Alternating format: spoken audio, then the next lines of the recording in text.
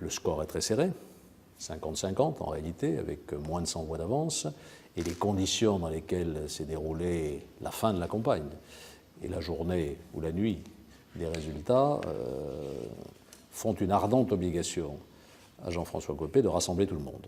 C'est ce qu'il a dit dans ses premières déclarations, et cela doit se traduire dans les faits.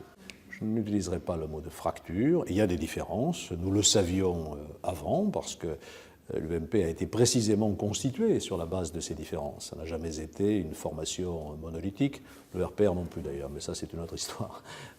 Et donc cette diversité s'est exprimée à l'occasion de cette élection. La division, l'esprit de revanche, lui ne l'a pas, je pense. Il faut toujours se méfier des lieutenants, hein, donc il faut les calmer. On a assisté à des prises de bec vraiment tout à fait déplorables. Donc il faut éviter ce piège, il faut éviter que l'amertume de certains ne se développe.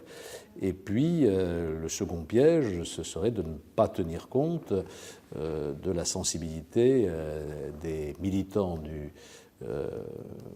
de l'UMP qui ont été sensibles au discours de François Fillon. Il est possible, mais c'est à la commission de contrôle de le dire, qu'il y ait eu des fraudes, et ceci a créé un climat détestable. C'est ça qui, dans les dernières 48 heures, a vicié tout le processus, qui autrement était un processus démocratique. Il vaut mieux faire ça que de se faire désigner par le Premier ministre ou son prédécesseur, comme ça a été le cas pour M. Harlem Désir.